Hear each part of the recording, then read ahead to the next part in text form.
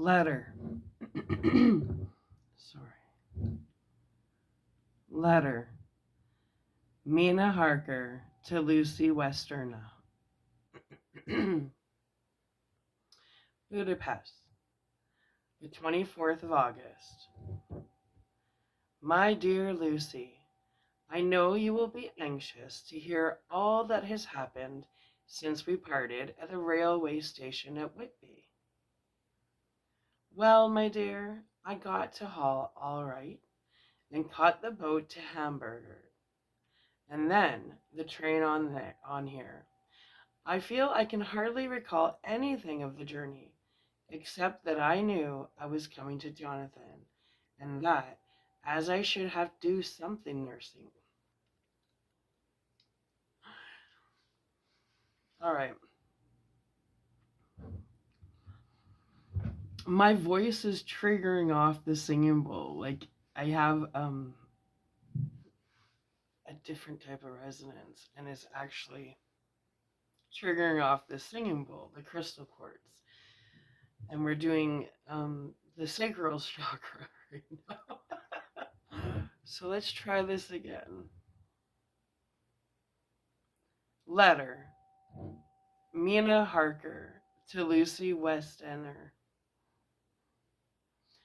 Budapest, 24th of August.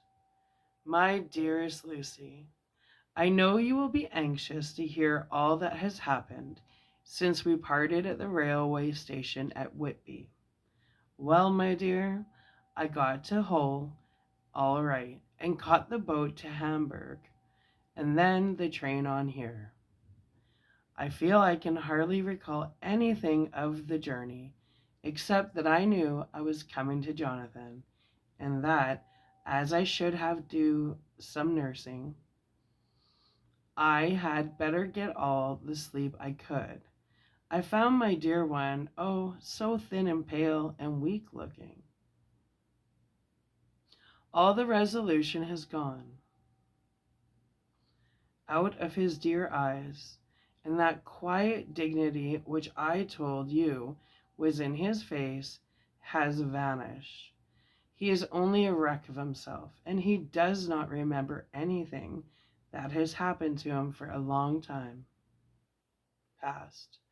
At least, he wants me to believe so, and I shall never ask. He has had some terrible shock, and I fear it might tax his poor brain if he were to try to recall it. Sister Agatha, who is a good creature and a born nurse, tells me that he raved of dreadful things whilst he was off his head. I wanted her to tell me what they were, but she would only cross herself and say she would never tell, that the ravings of the sick were the secrets of God, and that if a nurse, though her vocation, should hear them, she should respect her trust. So is a sweet good soul, and the next day, when she saw I was troubled, she opened up the subject again, and after saying that she could never mention what my poor dear raved about, added, I can tell you this much, my dear, that it was not about anything which he has done wrong himself, and you, as his wife to be, have no cause to be concerned. He has not forgotten you or what he owes to you. His fear was of great and terrible things, which no mortal can treat of. I believe the dear soul thought I might be jealous lest my poor dear should have fallen in love with any other girl. The idea of my being jealous about Jonathan. And yet, my dear, let me whisper, I felt a thrill of joy through me when I knew that no other woman was a cause of trouble. I am now sitting by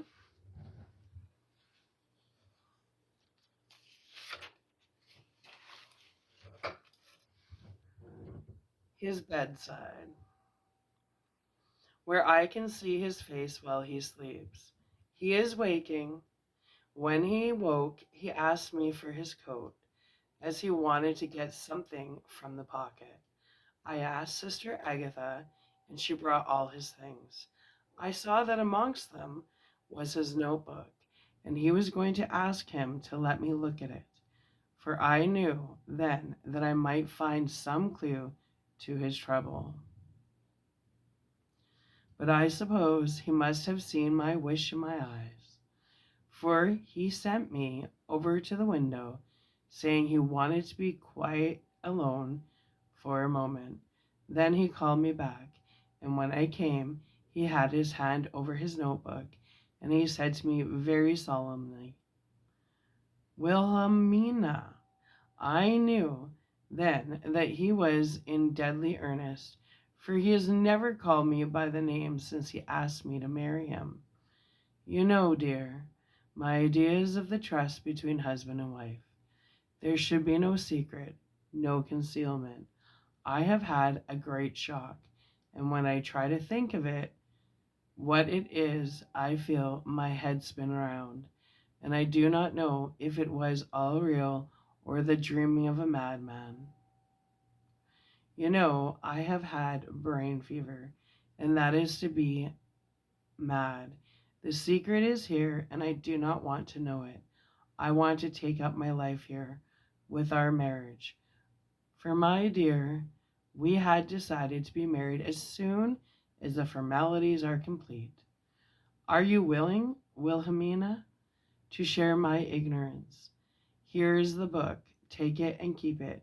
Read it if you will, but never let me know, unless indeed some solemn duty should come upon me to go back to the bitter hours, asleep or awake, sane or mad. Recorded here. He fell back exhausted, and I put the book under his pillow and kissed him. I have asked Sister Agatha to beg the Superior to let our wedding be this afternoon, and am waiting for a reply. She has come and told me that the chaplain of the English Mission Church has been sent for. We are to be married in an hour, or as soon after as Jonathan awakes. Lucy, the time has come and gone. I feel so very solemn, but very, very happy. Jonathan woke a little after the hour, and all was ready, and he sat up in bed, propped up with pillows. He answered his "I will" firmly and strongly. I could hardly speak. My heart was so full that even these words seemed to choke me. The dear sisters were so kind. Please God, I shall never, never forget them, nor the grave and sweet responsibilities I have taken upon me. I must tell you of my wedding present. When the chaplain and the sisters had left me alone with my husband. Oh.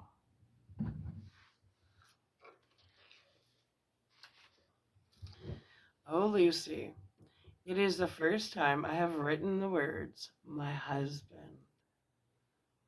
Let me alone with my husband. I took the book from under his pillow and wrapped it up in white paper and tied it with a little bit of pale blue ribbon, which was wound round my neck, and sealed it over the knot with sealing wax. And for my seal I used my wedding ring. Then I kissed it and showed it to my husband, and told him that I would keep it so, and then it would be an outward and visible sign for us all of our lives that we trusted each other, that I would never open it unless it were for his own dear sake, or for the sake of some stern duty. Then he took my hand in his, and oh, Lucy, it was the first time he took his wife's hand, and said that it was the dearest thing in all the wide world, and that he would go through all the past again to win it, if need be. The poor dear meant to have said a part of the past, but he cannot think of time yet, and I shall not wonder if at first he mixes up not only the month, but the year. Well, my dear, what can I say? I could only tell him that I was the happiest woman in all the wide world, and that I had nothing to give him except myself, my life, and my trust, and that with these went my love and duty for all the days of my life. And, my dear, when he kissed me and drew me to him with his poor weak hands, it was like a very solemn pledge between us. Dear Lucy, do you know why I tell you all this? It is not only because it is all sweet to me, but because you have been and are my dear friend. It was my privilege to be your friend and guide when you came from the schoolroom to prepare for the world of life. I want you to see now, and with the eyes of a very happy wife, whither duty has led me, so that in your own married life you too may be all happy as I am. My dear, please Almighty God, your life may be all it promises. A long day of sunshine, with no harsh wind, not forgetting duty, nor distrust. I must not wish you no pain, for that can never be, but I do hope you will be always as happy as I am now. Goodbye, my dear. I shall post this at once, and perhaps write you very soon again. I must stop, for Jonathan is waking. I must attend to my husband. Your ever loving Mina Harker.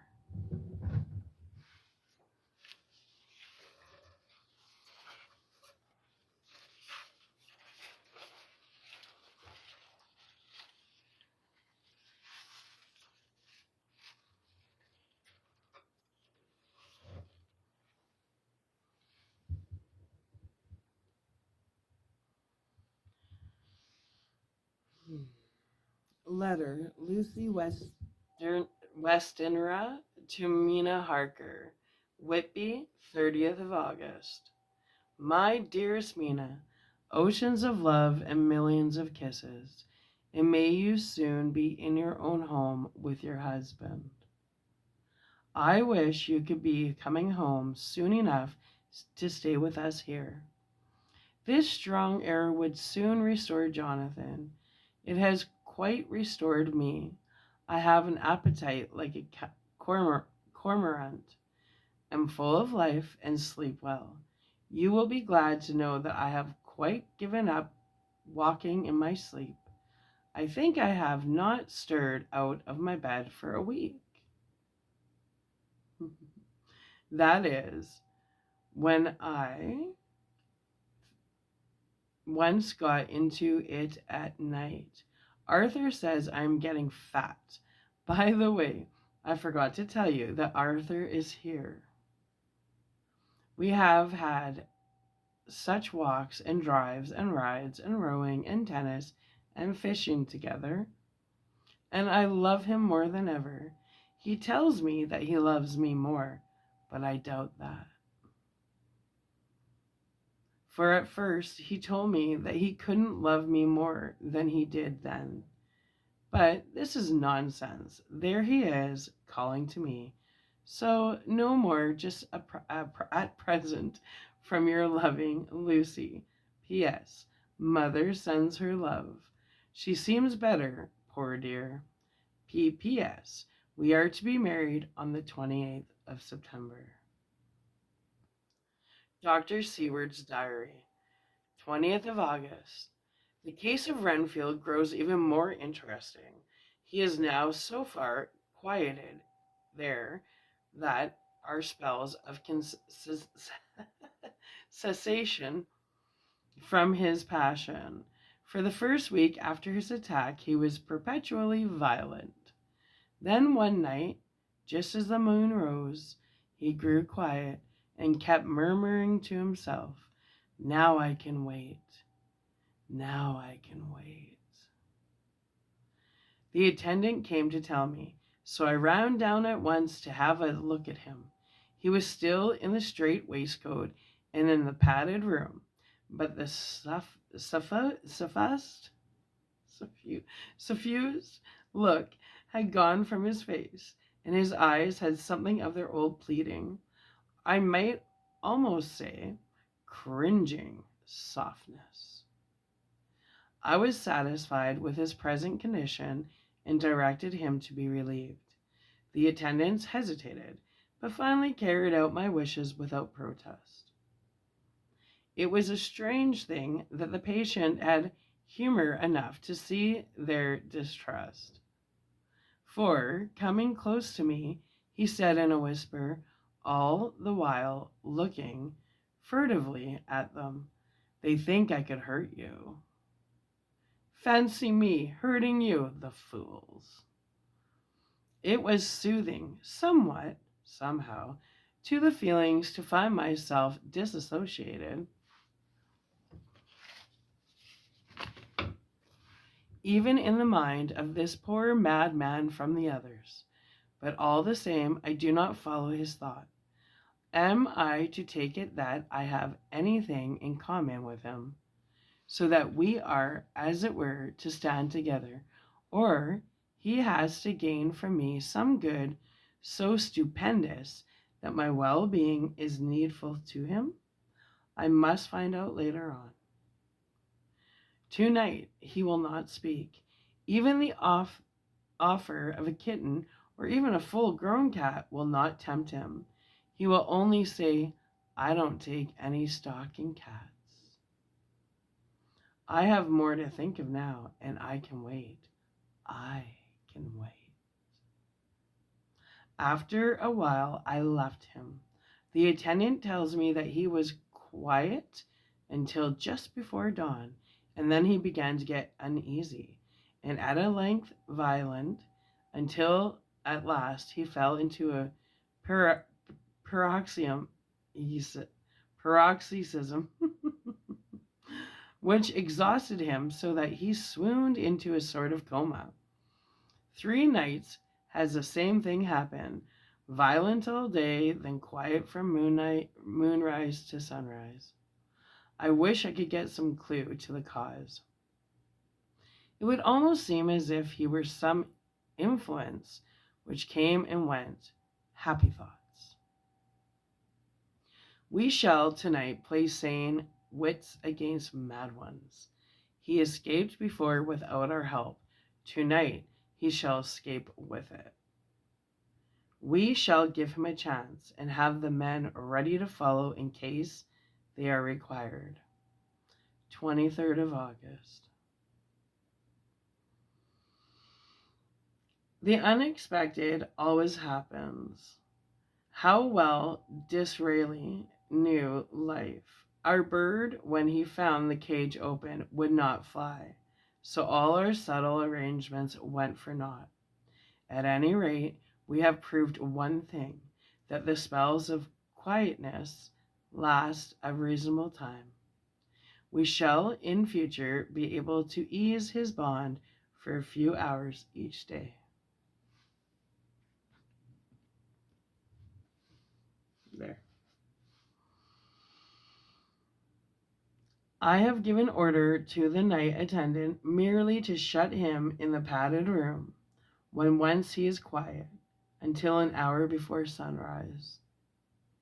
The poor soul's body will enjoy the relief, even if his mind cannot appreciate it. Hark! The unexpected again. I am called. The patient has once more escaped. Later, another night adventure. Renfield artfully waited until the attendant was entering the room to inspect.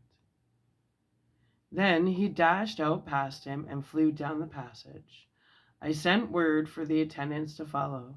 Again we went into the ground of the deserted house, and we found him in the same place, pressed against the old chapel door.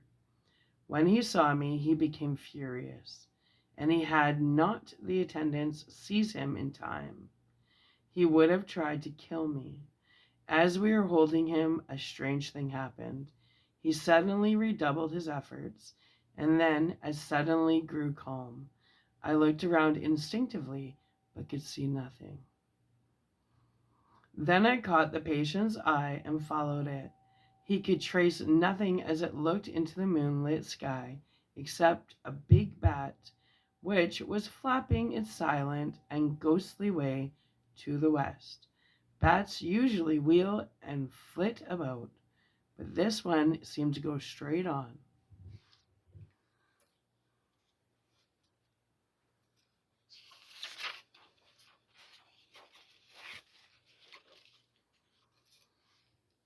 As if it knew where it was bound for or had some intention of its own. The patient grew calmer every instant and presently said, "You needn't tie me. I shall go quietly." Without trouble, we came back to the house. I feel there is something ominous in his calm and shall not forget this night. Lucy Westenra's Diary. Hillingham, 24th of August. I must imitate Mina and keep writing things down. Then we can have long talks when we do meet. I wonder when it will be.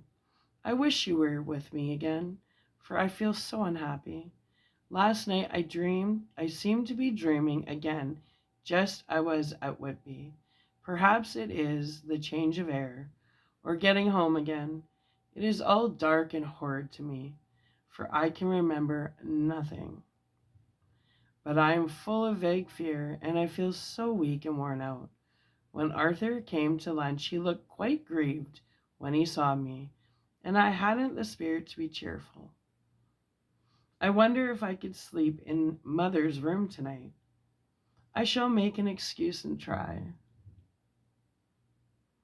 25th of August, another bad night. Mother did not seem to take my proposal. She seems not too well herself, and doubtless she fears to worry me.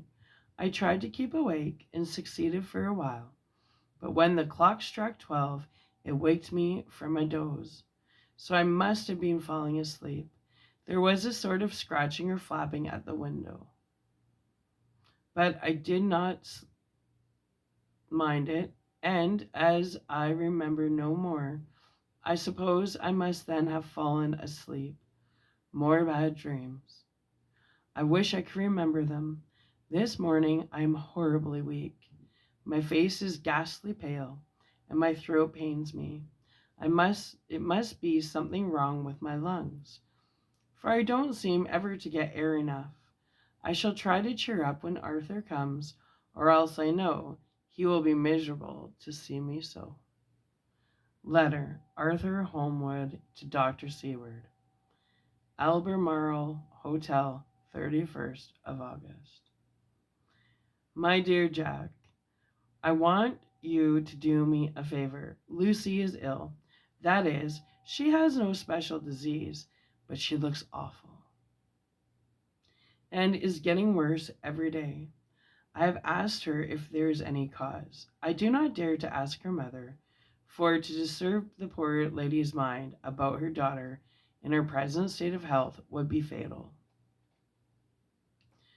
Mrs. Westenra has confided to me that her doom is spoken.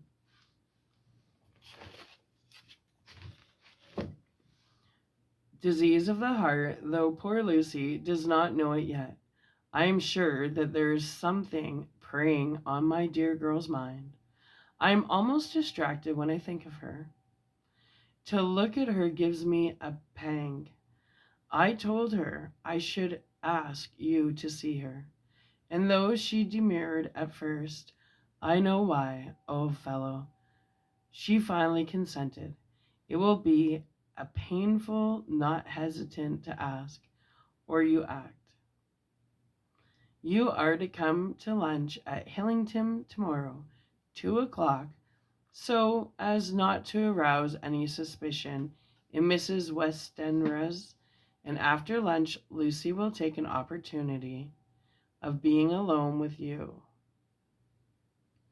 I shall come in for tea and we can go away together. I am filled with anxiety and want to consult with you alone as soon as I can after you have seen her. Do not fail, Arthur. Move that over here. Yeah.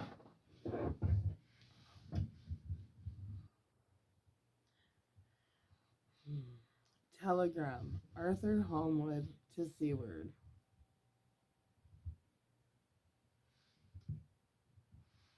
1st of September. Am summoned to my father, who is worse. Am writing. Write me fully by tonight's post to ring. Wire me if necessary. Letter from Dr. Seward to Arthur Holmwood. 2nd of September.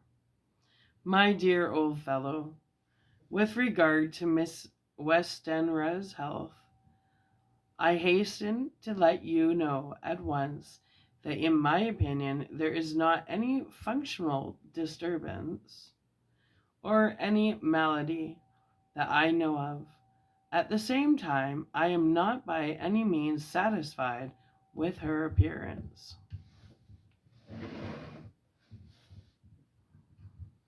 She is woefully different from what she was when I saw her last.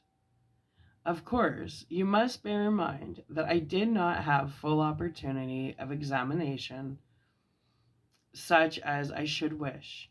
Our very friendship makes a little difficulty which not even medical science or custom can bridge over. I had better tell you exactly what happened, leaving you to draw, in a measure, your own conclusions. I shall then say what I have done and propose doing. I found Miss Westenra in seemingly gay spirits. Her mother was present, and in a few seconds I made up my mind that she was trying all she knew to mislead her mother and prevent her from being anxious. I have no doubt she guesses. If she does not,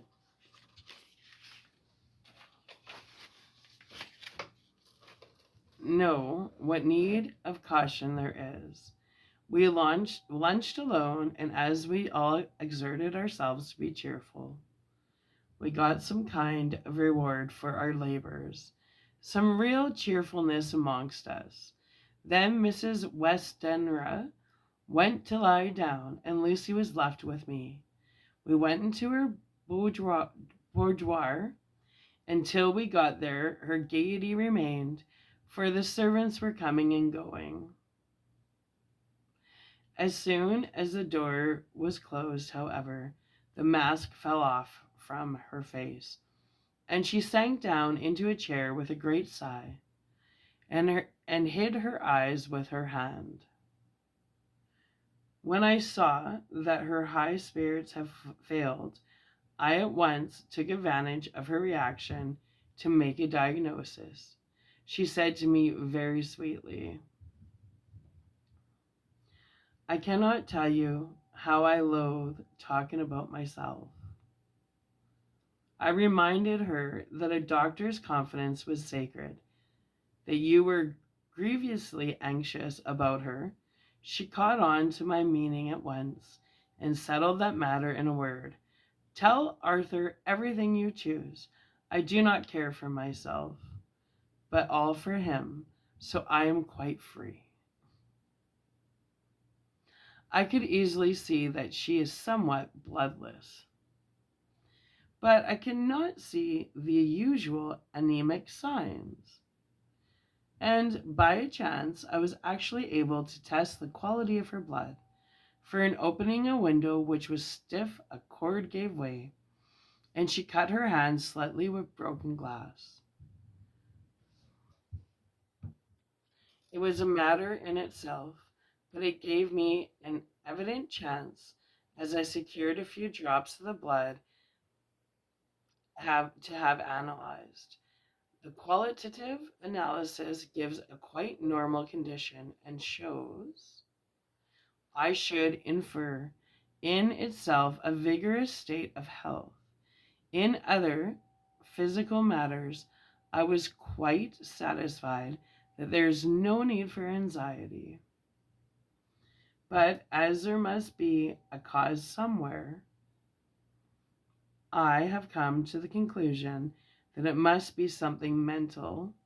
She complains of difficulty in breathing satisfactorily at times, and of heavy lethargic sleep, which dreams that frighten her, but regarding which she can remember nothing. She says that as a child she used to walk in her sleep, and that when in Whitby the habit came back, and that once she walked out in the night and went to the East Cliff where Miss Murray found her, but she assures me that of late the habit has not returned. I am in doubt, and so have done the best thing I know of. I have written to my old friend and master, Professor Van Helsing of Amsterdam, who knows as much about obscure diseases as anyone in the world. I have asked him to come over, and as you told me that all things were to be at your charge, I have mentioned to him who you are and your relations to Miss Westenra. This, my dear fellow, is only in obedience to your wishes, for I am only too proud and happy to do anything I can for her. Van Helsing would, I know, do anything for me for a personal reason. So no matter on what ground he comes, we must accept his wishes. He is a seemingly arbitrary man. This is because he knows what he is talking about better than anyone else. He is a philosopher and a metaphysician, and one of the most advanced scientists of his day. And he has, I believe, an absolutely open mind. This, with an iron nerve, a temper of the iceberg, an indomitable resolution, self-command, and toleration, exalted from virtues to blessings, in the kindliest and truest heart that beats. These form his equipment for the noble work that he is doing for mankind. Work both in theory and practice, for his views are as wide as his all-embracing sympathy. I tell you these facts that you may know why I have such confidence in him. I have asked him to come at once. I shall see Miss Westenra tomorrow again. She is to meet me at the stores, so that I may not alarm her mother by too early a repetition of my call. Yours always, John Seward. Letter, Abraham Van Helsing, M.D., Ph.D., Literature, etc., etc., to Dr. Seward, the 2nd of September. My good friend, when I have received your letter, I am already coming to you. By good fortune, I can leave just at once, without wrong to any of those who have trusted me. Were fortune other, then it were bad for those who have trusted. For I come to my friend when he call me to aid those he holds dear. Tell your friend that when that time you suck from my wound so swiftly the poison of the gangrene from that knife that our other friend too nervous let slip. You did more for him when he wants my aids, and you call for them than all his great fortune could do. But it is pleasure added to do for him, your friend. It is to you that I come. Have then rooms for me at the Great Eastern Hotel, so that I may be near hand. And please, it's so arranged that we may see the young lady not too late on tomorrow, for it is likely that I may have to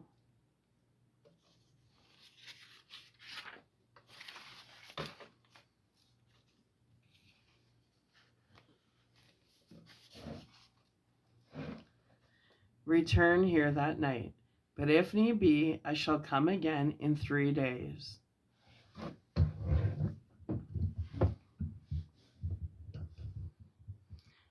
and stay longer if I must. Till then, goodbye, my friend John Van Helsing. Letter Dr. Seward to Honorable Arthur Holmwood, the 3rd of September. My dear Art, Van Helsing has come and gone. He came on with me to Hillingham, and found that by Lucy's discretion her mother was lunching out, so that we were alone with her. Van Helsing made a very careful examination of the patient. He is to report to me, and I shall advise you, for of course I was not present all the time. He is, I fear, much concerned, but says he must think, when I told him of our friendship, and how you trust me in that matter. He said, you must tell him all you think. Tell him what I think, if you can guess it, if you will. Nay, I am not jesting. This is no jest, but life and death, perhaps more. I asked what he meant by that, for he was very serious. This was when we had come back to town, and he was having a cup of tea before starting on his return to Amsterdam. He would not give me any further clue. You must not be angry with him, Art, because his very reticence means that all his brains are working for her good. He will speak plainly enough when the time comes, be sure. So I told them I would simply write an account of our visit, just as if I were doing a descriptive special article for the Daily Telegraph. He seemed not to notice, but remarked the smuts in London were not quite so bad as they used to be when he was a student here. I am to get his report tomorrow, if he can possibly make it. In any case, I am to have a letter. Well, as to the visit, Lucy was more cheerful than on the day I first saw her, and certainly looked better.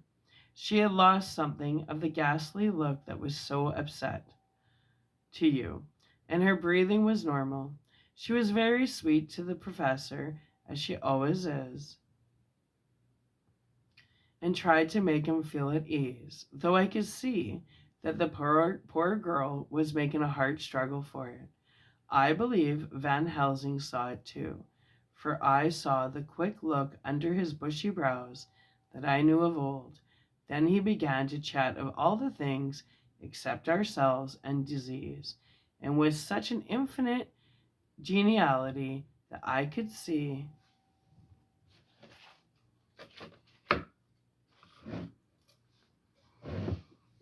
poor Lucy's pretense of animation merge into reality. Then, without any seeming change, he brought the conversation gently round to his visit, and suavely said, my dear young miss, I have the so great pleasure because you are much loved. That is much, my dear, even were there that which I do not see. They told me you were in the spirit, and that you were of a ghastly pale. To them I say, poof. And he snapped his fingers at me and went on, but you and I shall show them how wrong they are. How can he? And he pointed at me with the same look and gesture as that with which once he pointed me out to his class, on, or rather after, a peculiar occasion which he never fails to remind me of. Know anything of a young lady's? He has his madmans to play with, and to bring them back to happiness and to those that love him. It is much to do, and oh, but there are rewards. in that we can bestow such happiness. But the young ladies, he has no wife nor daughter, and the young do not tell themselves to the young, but to the old, like me, who have known so many sorrows and the causes of them. So, my dear, we will send him away to smoke the cigarettes in the garden, whiles you and I have a little talk all to ourselves. I took the hint and strolled about, and presently the professor came to the window and called me in.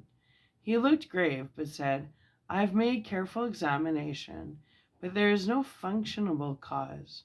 With you, I agree that there has been much blood lost. It has been, but is not. But the conditions of her are in no way anemic. I have asked her to send me her maid. Then I may ask just one or two questions, that so I may not chance to miss nothing. I know well what she will say, and yet there is always cause for everything. I must go back home and think. You must send to me the telegraph every day, and if there be cause, I shall come again. The disease, for not to be all well, is a disease, interests me, and the sweet young dear, she interests me too. She charmed me, and for that, if not for you or disease, I come. As I tell you, he would not say a word more, even when we were alone. And so now, Art, you know all I know. I shall keep stern watch. I trust your poor father is rallying. It must be a terrible thing to you, my dear old fellow, to be placed in such a position between two people who are both so dear to you.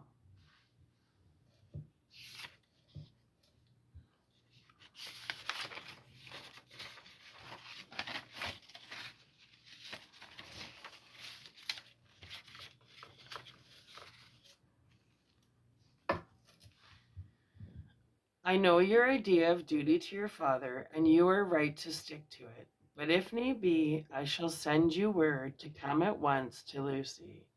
So do not be over anxious unless you hear from me. Dr. Seward's Diary, 4th of September. Zoophagous patient still keeps up our interest in him. He had only one outburst, and that was yesterday at an unusual time. Just before the stroke of noon, he began to grow restless. The attendant knew the symptoms and at once summoned aid. Fortunately, the men came at a run and were just in time, for at the stroke of noon, he became so violent that it took all their strength to hold him. In about 5 minutes, however, he began to get more and more quiet, and finally sank into a sort of melancholy, in which state he has remained up to now. The attendant tells me that his screams whilst in the proxium were really appalling. I found my hands full when I got in, attending to some of the other patients who were frightened by him. Indeed, I can quite understand the effect, for the sounds disturbed even me, though I was some distance away. It is now after the dinner hour of the asylum, and as yet my patient sits in a corner brooding, with a dull, sullen, woebegone look in his face, which seems rather to indicate than to show something directly. I cannot quite understand. Later, another change in my patient. At 5 o'clock, I looked in on him and found him seemingly as happy and contented as he used to be. He was catching flies and eating them, and was keeping note of his capture by making nail marks on the edge of the door between the ridges of padding. When he saw me, he came over and apologized for his bad conduct, and asked me in a very humble, cringing way to be led back to his own room and to have his notebook again. I thought it well to humor him, so he was back in his room with the window open. He has the sugar of his tea spread out on the windowsill and is reaping quite a harvest of flies. He is not now eating them, but putting them in a box as of old, and is already examining the corners of his room to find a spider. I tried to get him to talk about the past few days, for any clue to his thoughts would be of an immense help to me, but he would not rise. For a moment or two he looked very sad, and said in a sort of far-away voice, as though saying it would rather to himself than to me, "All over, all over. He has deserted me. No hope for me now unless I do it for myself." Then suddenly turning to me in a resolute way, he said,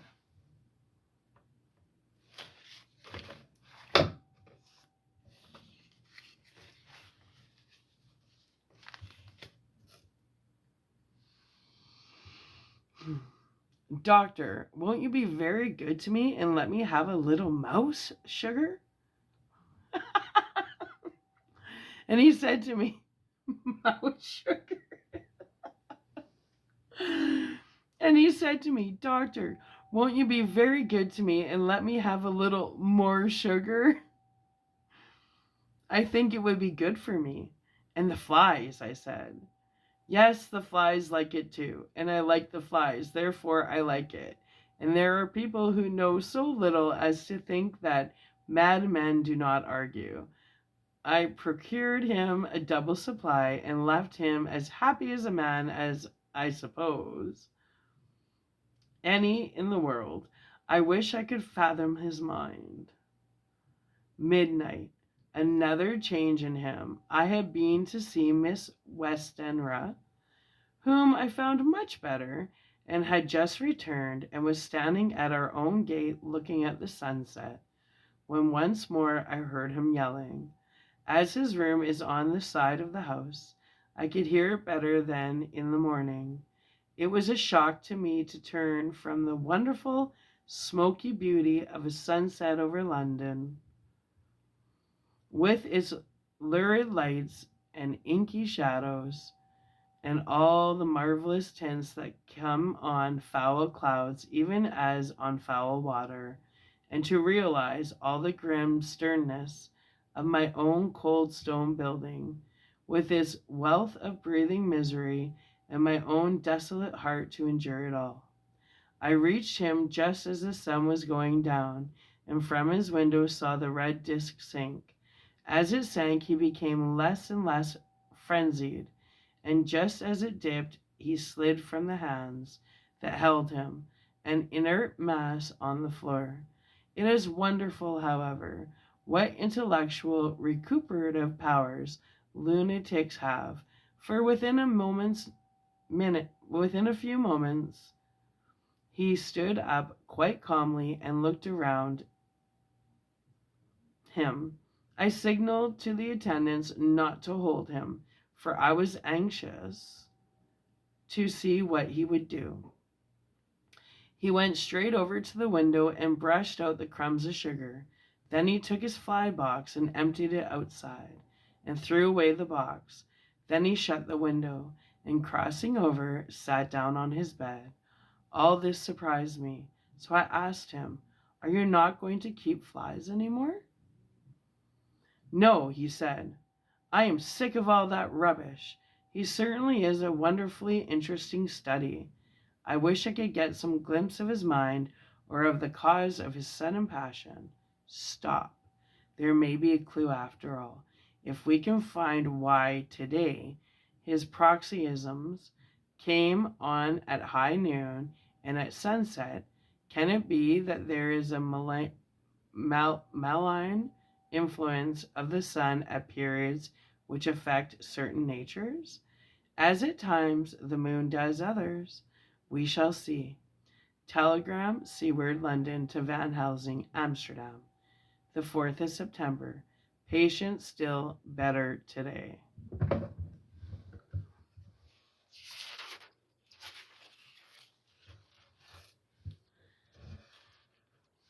Telegram. Seaward London to Van Helsing, Amsterdam. 5th of September. Patient greatly improved. Good appetite. Sleeps naturally. Good spirits. Color coming back. Telegram. Seaward London to Van Helsing, Amsterdam. 6th of September. Terrible change for the worst. Come at once. Do not lose an hour. I hold over telegram to Homewood till have seen you.